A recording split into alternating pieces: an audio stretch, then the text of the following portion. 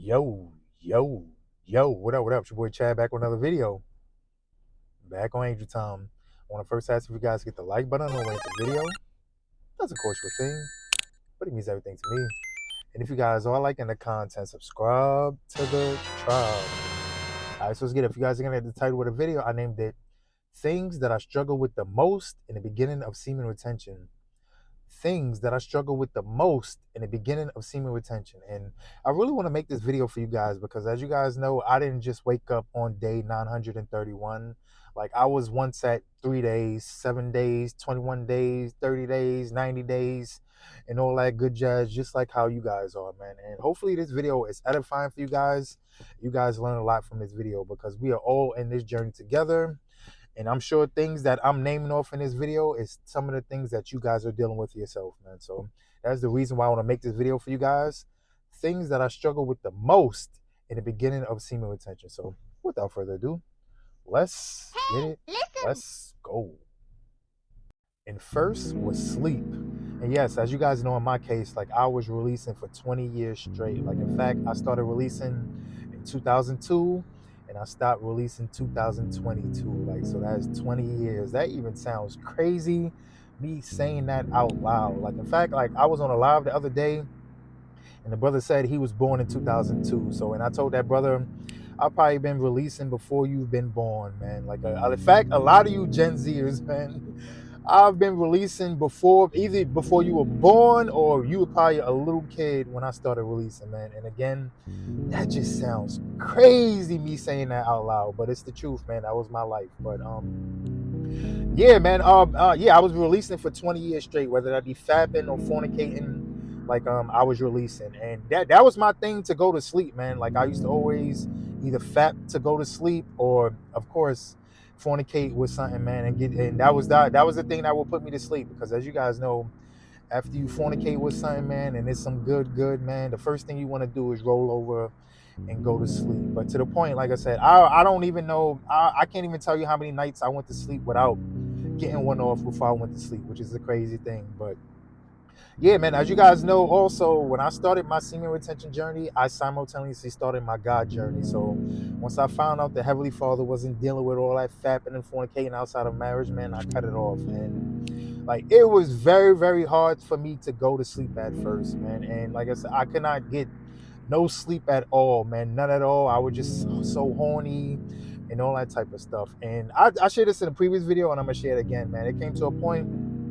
where first I was taking the pills, and the pills didn't really work for me, but I started taking the drinks, and the drinks started working. And that's also when I noticed that there's a difference between sleep and rest, because yes, those the drinks worked and all that type of stuff, but I would still wake up sluggish and all that type of stuff. But some sleep is better than no sleep. And yes, I was getting a good amount of sleep. I was getting maybe 7 to 8 hours when I was taking that drink. So it was better than no sleep, man. But I still felt sluggish and all that type of stuff. But there was a week in particular, like, that drink went out of stock. Like, I would check all the supermarkets, all the grocery stores, everything, man. Like, I just cannot find that drink. And it was and another thing, that drink was the only drink that worked for me, because I tried other drinks and it wasn't hitting on nothing, man. And so it was only that one drink.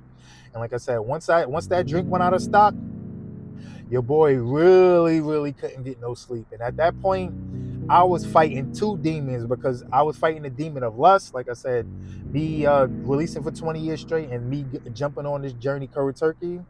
And then I was fighting that addiction with those sleep drinks, man. Which, like I said, it's a crazy thing also, man. And like they always say, man, bad habits are easy to form and hard to get out of, man. So like I said, at that point, I was fighting two monkeys on my back, man. And I want you guys to really hearken to what I'm saying, man, because like I said, the rabbit hole goes deep, man. You try to get rid of one addiction, and then you got to get another addiction to get rid of that other addiction, man. So it's a crazy rabbit hole, man. It's crazy, man. So look out for that, man. But yeah, man, like I said, like, I could not get no sleep, like I said, at all at one point, man. And the only thing that made me really start to get sleep, man, was prayer at the end of the day. Because like I said, I was fighting two demons, man. I was still fighting the lust demon, And then I was fighting the demon of me being addicted to those drinks, man, which is a crazy thing. And I just could not get no sleep.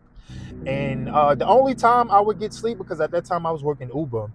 So, like I said, at that time I was averaging maybe 3 hours of sleep, and then I would work Uber. And when I didn't have a passenger, I was maybe getting like what 15, 20 minutes of sleep, man. Like I said, I was running on fumes at that point, man. Like I said, I was destroyed, man. Like I said, I had the redness and deadness in my eyes, could not get no sleep or anything, man, which was a crazy thing. But to the point, yes, man, it was so hard to go to sleep at first, man. Like I said, I was averaging 3 hours, maybe 3 hours, maybe even less at one point, man. And then, like I said, once the drink addiction came too, like that made it even worse, man, which is a crazy thing. So like I said, for my brothers out there, like yo, it's better that you just get in control over your sexual desires now and don't even get into the fapping and fornicating rabbit hole or releasing rabbit hole, because like I said, man, you're just gonna keep trying to find one addiction to try to break another addiction. And luckily my addiction was just sleep drinks, because I know a lot of brothers, they turn to the alcohol, they turn to the weed, or they turn to some other vice and all that type of stuff to try to get them from addiction. So luckily mine was just sleep drinks, man. So but to the whole point I'm trying to make, man, yes, sleep was definitely hard to get in the beginning, man. Like I said, I was averaging, like I said, crazy numbers, 2 or 3 hours, maybe 4 hours of sleep at that point, man. And now, like I said, I was always lethargic and I have no energy, that type of stuff. Good thing I was working Uber, because, like I said, if I was working any other thing, man, like I would have been, like, I don't know what would happen, man. Good thing I was working Uber and I would just rest. But yeah, my brothers out there, yes, sleep was very hard in the beginning of this journey, man. And I know a lot of you brothers deal with that same problem, man. So, like I said, hopefully this is edifying to you, man. And hopefully, like I said, if you can get in control over your sexual desires now before you get that addiction, this is going to be best for you, man, because it's going to be very hard for you to get in control over when that addiction has come, man. So yeah, man, that is definitely the first thing that I struggled with in the beginning of my semen retention journey, man. Going to sleep. And next is uncontrollable horniness.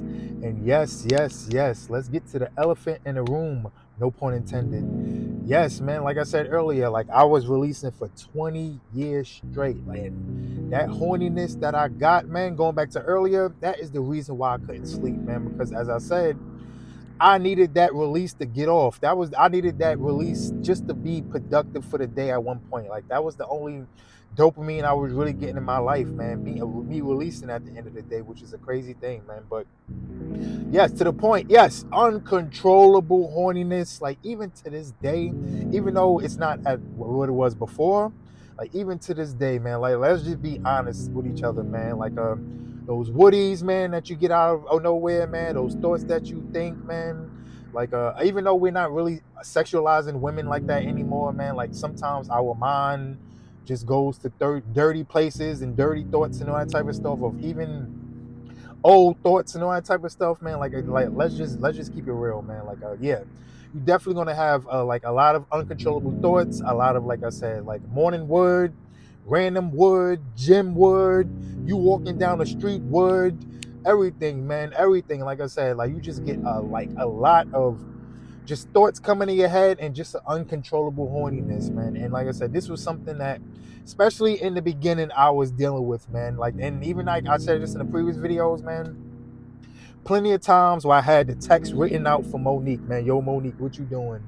Or there was plenty of times where I had the contact pulled up and all that type of stuff. Yo, Brittany, what you, like I was getting ready to call her and all that type of stuff, man. But like I said, in the beginning, it was very hard, man. And then yes, oh man, you like, and it's never gonna be, until you get married and all that type of stuff, you're still gonna be dealing with this. But like I said, in the beginning, it was crazy, like uncontrollable, man. Those thoughts I was having out the blue, like, was crazy, man. And this also what killed this, man, prayer, man. Because like I said, that was a crazy thing, man. Just having those thoughts in the beginning, man, uncontrollable lust and all that type of stuff was crazy, man. Like I said, in the gym where you gotta hide because you got a woody and all that type of stuff, gotta hide behind machines, that type of stuff, because your mind just went somewhere else, or you walking in public in the summertime and you wearing shorts and your mind just went somewhere else and you got to cover up the woody so nobody would see and all that type of stuff.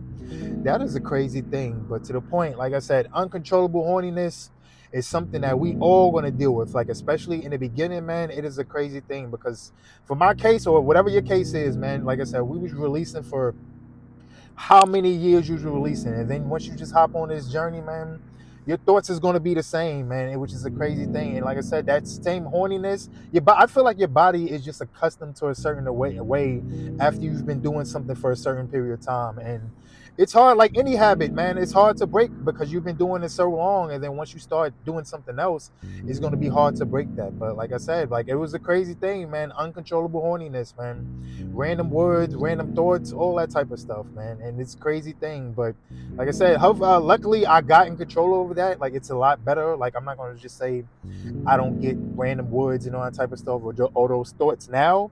I'll be a liar if I don't say that. But it's a lot more controllable now. Like at least I know now when those thoughts come, and like I said, pray it off, try to think about something else, man, and all that good jazz. But like I said in the beginning, crazy, man. Like I said, that was those thoughts, man, was crazy.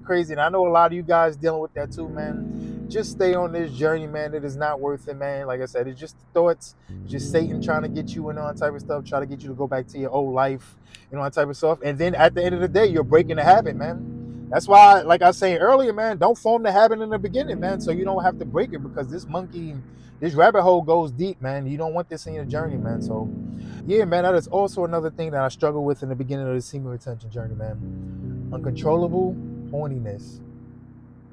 And next is temptations. And yes, man, here we go, man. Because as you guys know, semen retention is a spiritual journey, man. And I said this in a previous video before, and I'm going to say it again, man. Even though we're not getting 304s no more, the biggest 304 you're going to attract on this journey is Satan. And as you guys know, Satan is always going to tempt you, man. And at the end of the day, semen retention is all about self-improvement, man. And we always talk about the benefits that you get on semen retention, the skin glowing, vibrancy, vitality, be it growing in, being charismatic, all that good jazz. You guys know the benefits that we talk about, man. And like I said, once you leveling up and you starting to look like a snack and you out there moving and shaking and all that good jazz, man, here they come, man. Here goes those girls, man. Those baddies at the end of the day. Because I remember before semen retention, and I'm sure this is the same for you guys, man. Before semen retention, man, I was getting 6, 7s, or maybe even an 8 every now and again. But once I hopped on semen retention, here go those 8, 9s, and dimes. Here goes those Instagram model looking chicks and all that good jazz, man. They was coming out, man. And like I said, I was getting a lot of beautiful women in the beginning of my semen retention journey. Like I was still dating and all that good jazz in the beginning of my semen retention journey. And the temptations was there. And I said this in a previous video, and I'm going to say it again, man. Yo, I remember back before being on semen retention, man, I was always jumping out the window and doing sexual stuff, saying sexual stuff, and FaceTime flashing and all that type of stuff. But once I hopped on semen retention, yo, the women, it's a full 360, man. Yo, the women be the ones jumping out the window. It be the women's the ones FaceTiming and only a robe and all that type of stuff, and their breasts just keep coming out, and the nip slips and the ass showing and all that type of stuff. Excuse my language. The behind showing and all that type of stuff. Like I said, I was the creep back when I was out there fapping and fornicating and all that type of stuff. But once I hopped on semen retention, like I said, those women, those be the ones, man. And of course, man, like women know when men are on semen retention. Like your testosterone offsets her pheromones, and women can smell when a man is on retention, man. So like that's why I believe I was getting a lot of that new attraction, man. Like I said, I was out there moving and shaking and looking like a snack. And yes, man, Satan was tempting me with those type of women, man. Those women that just want to suck me for my energy and all that type of stuff. And then, not to mention those old flames, man, because like I said in this video also, they always come back, man. Those girls that called you corny and lame and ew, Chad, ew, or whoever you are, ew, and all that type of stuff that were trying to downplay you, they coming back, man, because once you leveled up, once you got the skin glowing, once you got that body and all that type of stuff, here they come, man. Hey, big head, or hey, I missed you, and all that type of stuff, man. Those girls that was curving you and all that type of stuff, they will come back also, man. So to the whole point I'm trying to make, man, temptations. Like I said, now that you out there looking like a snack and you out there moving and shaking and you looking better and all that type of stuff, here goes those women, man. Here goes those 8, 9s, and dimes, man. Here goes those girls that used to curve you, man. And most importantly, here goes Satan, man. Try to tempt you, try to get you to go back to your old life and all that type of stuff. But nah, man, don't fold, don't fold, don't fold. It's not worth it in the journey, man. Like I said, Satan is going to tempt you, man. Satan is definitely going to tempt you. Satan is a 304. He's trying to get you to go back to your old life, the life that you just been delivered from. But don't do it, man. It's a temptation at the end of the day, man. Don't do it. It's not worth it. It's not worth getting off your streak and relapsing because of a Jezebel or because of a succubus, man. It is not worth it in the journey, man. Stay on your journey. Keep retaining, man. Wait until God sends you your wife.